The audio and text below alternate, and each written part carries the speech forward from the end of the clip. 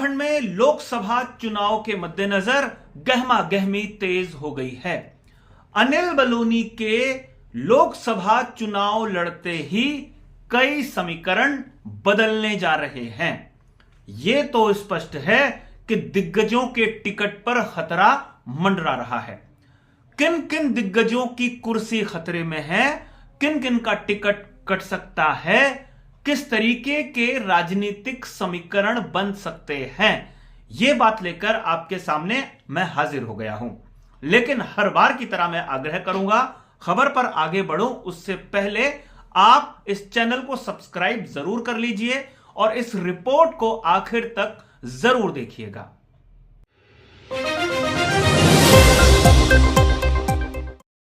नमस्कार, मैं हूं मनमोहन भट्ट। राजनीति में क्षेत्रीय और जातीय समीकरणों का खास तौर पर ध्यान रखा जाता है, चाहे वो बीजेपी हो चाहे वो कांग्रेस हो।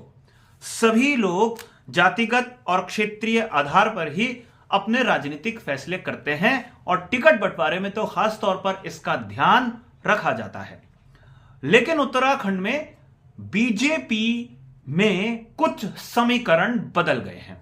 एक तो बीजेपी में पूर्व मुख्यमंत्रियों की एक पूरी टीम है, बीजेपी में दावेदारों की भी एक लंबी लिस्ट है, इसलिए समीकरण थोड़ा सा ज्यादा पेचीदा हो गए हैं। और ऐसे में दिल्ली से अनिल बलूनी की एंट्री भी अगर उत्तराखंड में ही हो जाती है तो समीकरण थोड़ा सा और टेढ़े हो जाते हैं। अनिल बलूनी को राज्यसभा में बीजेपी ने नहीं भेजा, उनकी जगह पर गढ़वाल के ही एक ब्राह्मण महेंद्र प्रसाद भट्ट को राज्यसभा भेज दिया।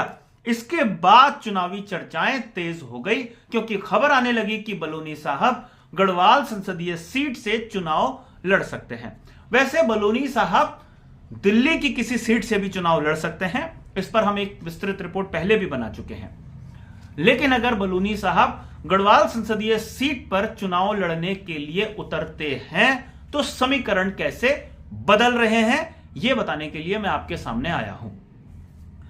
बलूनी साहब के आते ही उत्तराखंड में कम से कम 2 दिग्गजों की कुर्सी खतरे में पड़ गई है।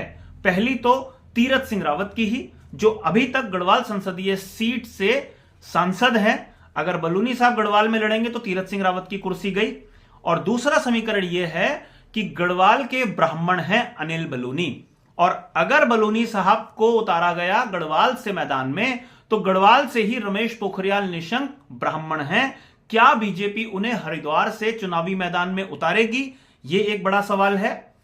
अगर रमेश पोखरियाल निशंक को गढ़वाल के हरिद्वार संसदीय सीट से मैदान में उतारा जाता है तो क्या फिर कुमाऊं मंडल से अजय भट्ट, जो कि कुमाऊं के ब्राह्मण हैं, उनकी कुर्सी सुरक्षित रहेगी?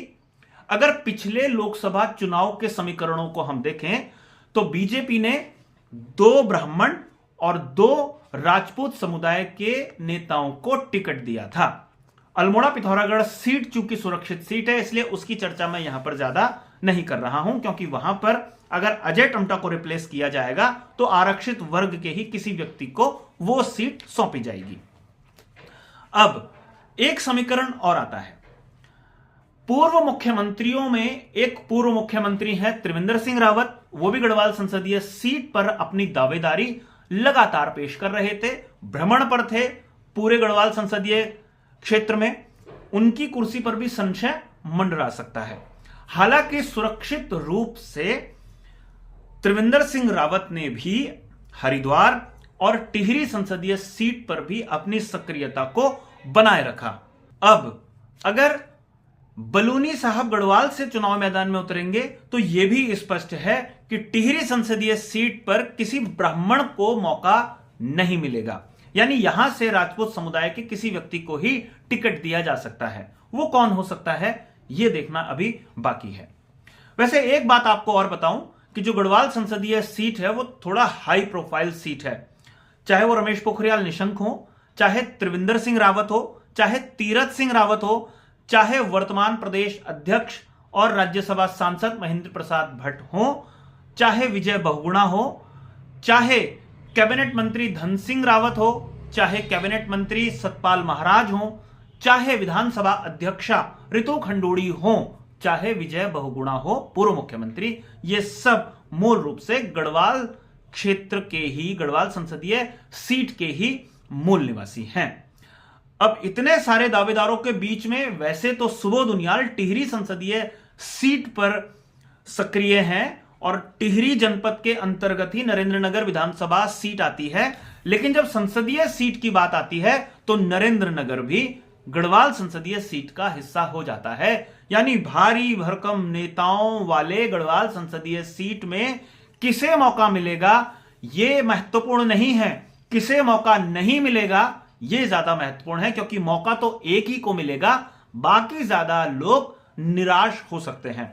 अब जिन लोगों को निराशा हाथ गढ़वाल संसदीय सीट से लगेगी, क्या उन्हें दूसरी जगह एडजस्ट किया जाएगा, यह भी एक बड़ा सवाल है। वैसे यह तो लगभग तय है कि 3 पूर्व मुख्यमंत्रियों में से और 1 पूर्व प्रदेश अध्यक्ष में से 2 की कुर्सी खतरे में जरूर पड़ गई है। पूर्व मुख्यमंत्रियों में त्रिवेंद्र सिंह रावत, तीरथ सिंह रावत, रमेश पोखरियाल निशंक और पूर्व प्रदेश अध्यक्ष में अजय भट्ट का नाम शामिल हो सकता है। वैसे जातिगत और क्षेत्रीय आधार पर बीजेपी भविष्य में उत्तराखंड के मंत्रिमंडल में अगर फेरबदल करती है तो वहां पर कुछ एडजस्टमेंट देखने को मिल सकते हैं, लेकिन वो बात की बात है। अभी जो समीकरण हमको दिखाई दे रहे हैं वो थोड़ा सा पेचीदा हैं, और पेचीदा ये तब हुए हैं जब बलूनी साहब की एंट्री उत्तराखंड की राजनीति में प्रत्यक्ष तौर पर हुई है। प्रत्यक्ष तौर पर यह बात मैं इसलिए कह रहा हूं क्योंकि अभी तक बलूनी साहब राज्यसभा में थे। वैसे बीजेपी सरप्राइज के लिए भी जानी जाती है। हो सकता है इन नामों के इतर बीजेपी ने कुछ और भी सोच के रखा हुआ हो और उन्हीं नामों पर मंथन हो रहा हो।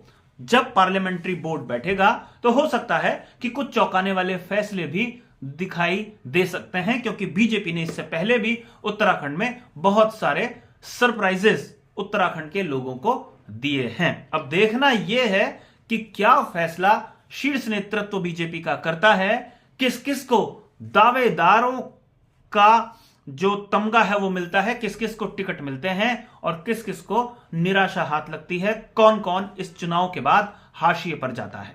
अभी के लिए साथियों इतना ही। अगली रिपोर्ट में आपसे फिर मुलाकात होगी, तब तक इजाजत दीजिए। नमस्कार।